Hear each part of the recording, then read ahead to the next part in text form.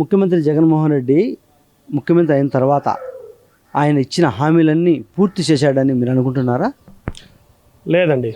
2019లో ఎన్నికల మేనిఫెస్టో వదిలినాడు జగన్మోహన్ రెడ్డి. ఎన్నికల మేనిఫెస్టో వదిలినప్పుడు ఏం చేసినాడంటే పూర్తిగా పాదయాత్ర మొదలుపెట్టేసి మొత్తము ఎన్నికల మేనిఫెస్టోలో అయితే హామీలు ఇచ్చాడో అవన్నీ పూర్తిగా నెరవేర్చిన తర్వాతనే మళ్ళా వచ్చేసి అధికారంలోకి వచ్చేటప్పుడు మేము ఓటు అడుగుతామని చెప్పారు. కానీ అందులో మొదటిది వచ్చేసి మద్యపాన నిషేధము, ప్రత్యేక హోదా, అమరావతిని రాజధాని చేస్తానన్న మాట చెప్పాడు. కానీ ఇట్లా చెప్పుకుంటూ పోతే దండిగా ఉన్నాయి. అతని హామీలు అనేటివి ఏవి నెరవేర్చిన దాఖలాలు లేవు. జగన్మోహన్ రెడ్డి నా ముస్లిమ్స్ నా మైనారిటీ అంటున్నాడు. గతంలో చంద్రబాబును చేసిన ముస్లిమ్స్ ఇచ్చే పథకాలు కానీ పండగలకు కానీ ఇలాంటివన్నీ ఈ ప్రభుత్వంలో జగన్మోహన్ రెడ్డి ఇచ్చారా? లేదండి. పక్కాగా చెప్పాలంటే ఎస్సీ నా మైనారిటీ నా ముస్లిం మైనారిటీస్ అని చెప్పేసి జగన్మోహన్ రెడ్డి చెప్తున్నాడు. కానీ అది పూర్తిగా అవాస్తవం. ఒక పక్క నిదర్శనాలు మేము చెప్పాలంటే చాలా చెప్తాం. ఇప్పుడు నా ముస్లింలు అంటున్నాడు. దాదాపు వచ్చేసి కమలాపురం కాన్స్టిట్యున్సీలో కడపకు అతి సమీపంలో ఉన్నటువంటి వక్స్ఫోర్డ్ను తెలుగుదేశం హయాంలో వచ్చేసి 28 కోట్లు పెట్టి హజ్ హౌస్ను ప్రారంభించడం జరిగింది. అది ముస్లిమ్స్కు ఎంతో పవిత్రమైనది. కానీ దాన్ని మార్చేసినారు. 2021కి వచ్చేసి మనకు కరోనా అనేది వ్యాప్తి చెందింది. కరోనా టైంలో కరోనా రోగులకు వచ్చేసి అది ఉపయోగకారిగా ఉంది. దాని తర్వాత వచ్చేసి అసలు మన రాష్ట్ర వాసి అయిన జగన్మోహన్ రెడ్డి పట్టించుకోలేదు. తర్వాత వచ్చేసి దుల్హన్ స్కీమ్ తీసేసినాడు. 2022 9వ నెలలో వచ్చేసి మేము వాళ్ళకు ఇచ్చిన ముస్లిం దుల్హన్ పథకం కూడా మేము అమలు చేస్తామని చెప్పేసి ఇట్లా కొన్ని పథకాలను చేయడం జరిగింది. మాకు ముస్లిం మైనారిటీస్కి వచ్చేసి సబ్సిడీ లోన్లు అనేటివి ఉన్నాయి. 2 లక్షలు వచ్చేసి లోన్ ఇస్తే కూడా అందులో సబ్సిడీ వచ్చేసి ₹1,00,000 పోతుంది. ₹1,00,000 మాత్రమే గవర్నమెంట్ కట్టాల్సి వస్తుంది. తర్వాత సంక్రాంతి కానుక, తర్వాత రంజాన్ తోఫా ఇస్తున్నారు. మసీద్ మరమ్మతులకు ఎవ్రీ ఇయర్ వచ్చేసి మనకు మసీద్ మరమ్మతులకు అది 10,000 కావచ్చు, 20,000 కావచ్చు, ఒక మసీదును బట్టి డబ్బులు అనేది శాంక్షన్ చేస్తున్నారు. అట్లేవు. కబ్రస్థాన్లో డెవలప్మెంట్కి వచ్చేసి లక్షలు వెచ్చించారనమాట. ఒక మండలం సీకేదిన మండలం కాదు, టోటల్గా వచ్చేసి కమలాపురం నియోజకవర్గం కాదు, ఏపీ మొత్తం పైన వచ్చేసి ఎన్నో కబ్రస్థాన్లు అనేవి డెవలప్మెంట్ జరిగింది ఒక తెలుగుదేశం గవర్నమెంట్లో. రంజాన్ తోఫా ఇస్తున్నారు. రంజాన్ తోఫా తీసేసినారు. ఒకటి కాదండి, సబ్సిడీ లోన్లు తీసేసినాడు.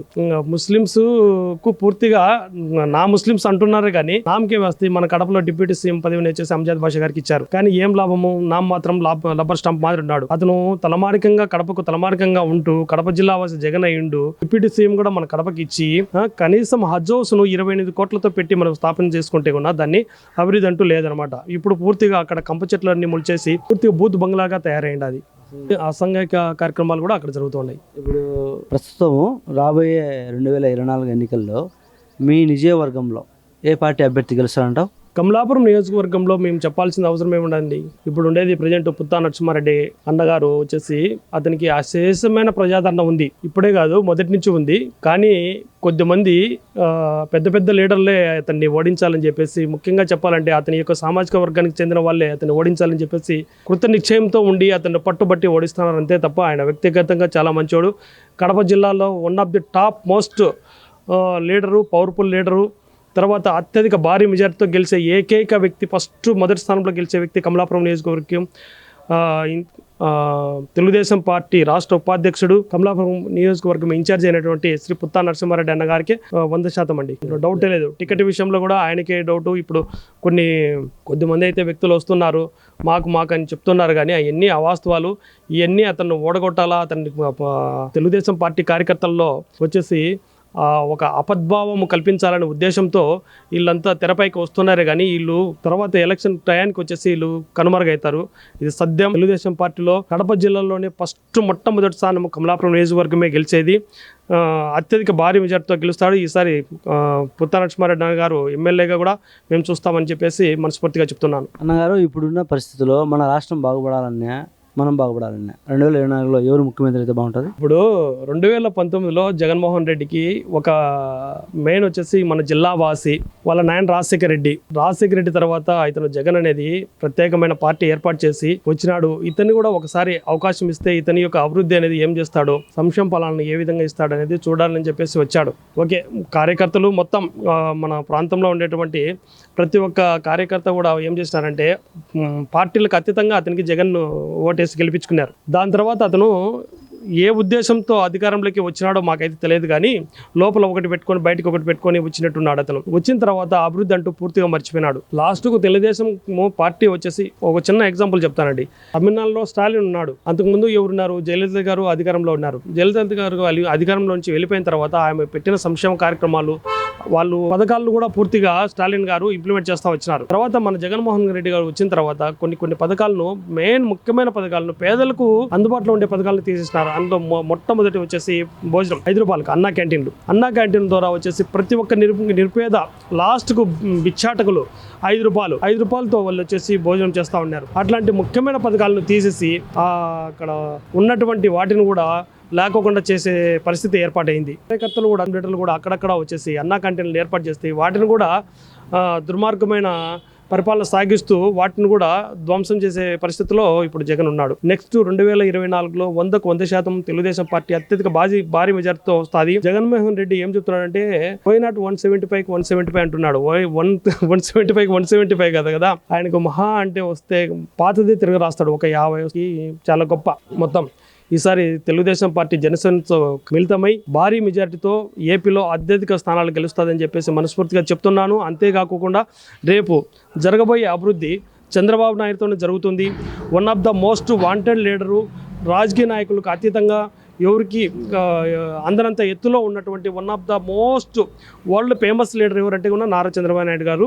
ఆయన ఖచ్చితంగా మన ఏపీని అభివృద్ధి చేస్తాడు. ఎందుకంటే ఒక పక్క మనకు తెలంగాణ మీరు చూసినట్లయితే కూడా హైదరాబాద్లో ఐటీ రంగం ఏ విధంగా అభివృద్ధి చేసినాడు, తర్వాత మొత్తం హైదరాబాద్ సిటీ దాని తర్వాత మిగతా ఉన్న నియోజకవర్గాలన్నింటినీ ఏ విధంగా డెవలప్మెంట్ చేసినాడు మనం ప్రత్యక్షంగా చేస్తున్నాము.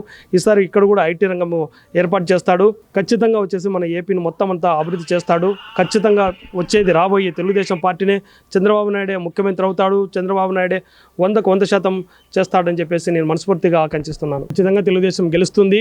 మన రాజమండ్రిలో జరిగిన మినీ మహానంలో చంద్రబాబు నాయుడు సూపర్ 6 అని చెప్పేసి 6 పథకాలను ప్రవేశపెట్టారు. అందులో మహాశక్తి, ఆడబిడ్డ నిధితో అమ్మకు వందనం, ఆడబిడ్డ నిధి వచ్చేసి 18 సంవత్సరాలు నిన్న ప్రతి మహిళకు నెల వచ్చేసి 1500 ఇస్తారు. ఈ విధంగా వచ్చేసి 59 సంవత్సరాల వరకు ఇచ్చేటందుకు ఇస్తారు. దాని తర్వాత తల్లికి వందనం. దీనికి వచ్చేసి పిల్లలు ఎంతమంది స్కూల్కి పోయే పిల్లలు ఎంతమంది ఉన్నా కానీ వారికి అందరికీ వచ్చేసి సంవత్సరానికి 15,000 ఇస్తారు. తర్వాత మహిళలకు ఉచిత బస్సు ప్రయాణం, సంవత్సరానికి 3 గ్యాస్ సిలిండర్లు ఫ్రీ. దాని తర్వాత వచ్చేసి మనము అన్నదాత వచ్చేసి వ్యవసాయం చేసుకునే మన వ్యవసాయ కార్మికులకు వచ్చేసి సంవత్సరానికి 20,000 అనేది ఇస్తాడనమాట. తర్వాత యువగలం పేరుతో వచ్చేసి 20 లక్షల ఉద్యోగాలను చంద్రబాబు నాయుడు క్రియేట్ చేస్తున్నాడు. దాని తర్వాత వచ్చేసి నిరుద్యోగ వృత్తి కింద వచ్చేసి నెలలా 3,000 అనేది ఇస్తున్నాడు. తర్వాత ప్రతి ఇంటికి మంచినీటి సదుపాయం అనేది కల్పిస్తున్నాడు. పూర్ టు రిచ్, పేదవాళ్ళని ఏ విధంగా ధనికులు చేయాలనే పైన కూడా చంద్రబాబు నాయుడు చేస్తున్నాడు. దాని తర్వాత వచ్చేసి ఇంటింటికి మంచినీటి కుళాయి ఈ విధంగా పథకాలు అనేటివి పెట్టేసి పూర్తిగా భారీ మెజార్టీకి, ఇది కేవలం మినీ మేనిఫెస్టోనే. రేపు రాబోయే ఎన్నికల మేనిఫెస్టో అని చేసి జనసేన తెలుగుదేశం పార్టీ సమ్మిళితమయ్యి మహా మేనిఫెస్టోను వదులుతారు. ఈసారి వచ్చేది తెలుగుదేశం పార్టీని అత్యధిక మెజార్టీతో భారీ మెజార్టీతో గెలుస్తుందని మనస్ఫూర్తిగా ఆకాంక్షిస్తున్నాను. ముఖ్యమంత్రి జగన్మోహన్ రెడ్డి మాది రైతుల ప్రభుత్వం అంటున్నాడు. ఈ ప్రభుత్వంలో రైతులకు ఎలాంటి మేలు జరిగిందంటావు? రైతులకు ఏం మేలు చేసినాడు? ఏం మేలు చేయలే. యూరియా పెంచా, గడ్డలు అయిపోయా, పాస్పెట్ చూచే దిక్కు తెలియకుండా పోయా, పంట చూడకపోతే ఊరు దానికి గిట్టుబాటు ధర లేకపోయా. మనం ఏం చేస్తాం దానికి? ఇన్సూరెన్స్ ఏదో అవక ఉరువు లేదు, ఉరువులే. చంద్రబాబు ప్రభుత్వం ఎట్టున్నది ఆడుకుంటా అన్నాం. ఇన్సూరెన్స్ ఉందో, డిప్పు ఉరువులే. డిప్పు మీద 2 మాటలు పెట్టాం, 2 మాటలు డిప్పులే. చంద్రబాబు నాయుడు ఇస్తా అన్నాడు. ఈ ప్రభుత్వం ఏమని వచ్చిందో పైసలు చేసినాడు అందరినీ. పనిముట్లు ట్రాక్టర్లు కూడా చాలా మందికి లోన్లు ఇచ్చినాడు. ఈ మనిషి ఏం ట్రాక్టర్లు ఇచ్చినాడు? ఎవరికి ఇచ్చినాడు? కౌలు రైతులు సదుపాయం ఎవరు? జగన్మోహన్ రెడ్డి ఇంట్లో పెట్టుకోవాలని కూర్చొని ఉన్నాడు. ఏం చేస్తాం మనం? మనకు పైసా ఇలే, రైతులకు ఏం చేయలే. మళ్ళీ మనం 2024 ముఖ్యమంత్రి బాగుంటుందంటావు? చంద్రబాబు నాయుడు అయితేనే మనకు అన్ని సదుపాయాలు ఉండేది. ముఖ్యమంత్రి అయితే ఖచ్చితంగా